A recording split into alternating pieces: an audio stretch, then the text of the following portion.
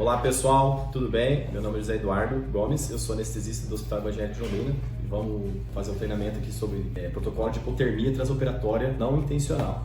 A hipotermia, né, a gente considera como a redução da temperatura do compartimento central dos nossos pacientes, né, uma redução abaixo de 36 graus, né? Quando a gente passa por anestesia geral ou anestesia regional, que seja uma raquianestesia ou um bloqueio periférico, ultrassom, existe um prejuízo nessa termorregulação, né, por vasodilatação que a gente tem nos nossos pacientes. Então, é um momento que normalmente os pacientes têm uma hipotermia, associada ao ar-condicionado ligado, alteração de fluidos no transoperatório.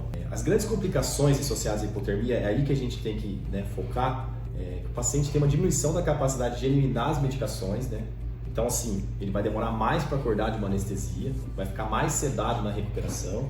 Além disso, ocorre um aumento da duração de bloqueadores neuromusculares, que são medicações que a gente utiliza na anestesia geral para o paciente dormir com segurança. Então vai demorar um pouco mais para esse paciente acordar também. O grande problema associado também ocorre com a coagulopatia, ou seja, eu preciso que o paciente coagule no pós-operatório, né? Não só no pós, né? No intraoperatório. A redução dessa temperatura, essa hipotermia vai afetar diretamente, vai piorar essa coagulação, vai ocorrer um aumento então, né, consequente da perda sanguínea, principalmente por disfunção das plaquetas. Vários estudos mostram que mesmo a hipotermia de menos de 1 grau que seja, ocorre uma perda sanguínea aproximadamente 16% a mais e aproximadamente aumenta 22% o risco de transfusão por o paciente ter passado por hipotermia. Então a gente tem que ficar bem de olho na hipotermia no transoperatório. A hipotermia vai produzir a curto prazo, né, uma hipertensão e taquicardia em idosos, que, né, normalmente eles têm uma bradicardia, então você vai fazer com que eles aumentem o metabolismo. Isso pode causar AVC, uma crise hipertensiva, uma isquemia miocárdica. Os pacientes podem ter tremores, né, também, que vão causar alterações de ácido base, aumento do consumo de oxigênio, também aumenta o risco de AVC, pode aumentar o risco de infecção do sítio cirúrgico também, né, porque, vamos supor, você está no centro cirúrgico, o paciente já está passando por um trauma, né, que é a cirurgia, e aí você diminui a temperatura desse paciente, você aumenta o tremor, você aumenta o metabolismo, então tudo isso está afetando demais, vai conseguir ter uma alta precoce e vai ter maior risco de complicações. Pode ter prejuízo também da função renal, da cicatrização, como a gente já falou, e algumas alterações na nossa curva de hemoglobina e oxigênio. Então, quais são os procedimentos? O que a gente tem que fazer? Quais são os nossos alvos para esses pacientes, né?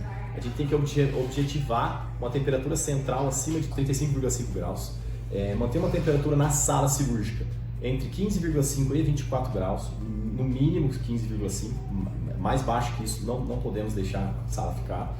Temos que fazer o aquecimento ativo com manta térmica, né? No centro cirúrgico a gente possui 5 aparelhos de manta térmica, e a manta térmica a gente também usa em praticamente todas as cirurgias que têm mais de 2 horas de duração.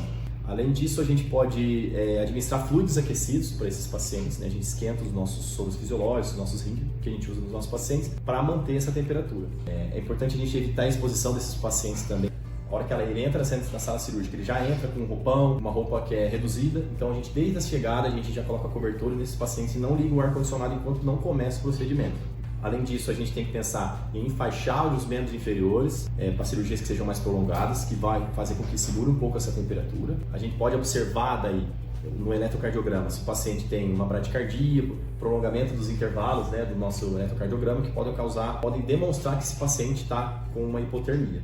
É importante a gente colocar termômetro nesse paciente. Normalmente a gente coloca termômetros intranasais, que a gente faz uma medição da temperatura esofágica ou de faringe, né? Para a gente ver quanto tá, e a gente sempre coloca nas nossas fichas anestésicas a temperatura desses pacientes, porque é fundamental para o desfecho deles, né?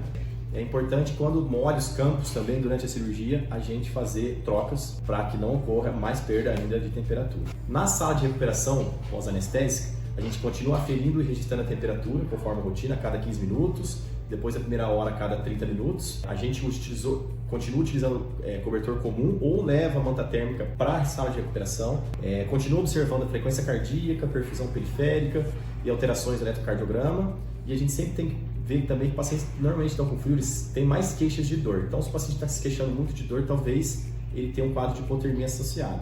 E eles demonstram muito desconforto também nesses casos. Obrigado, até a próxima.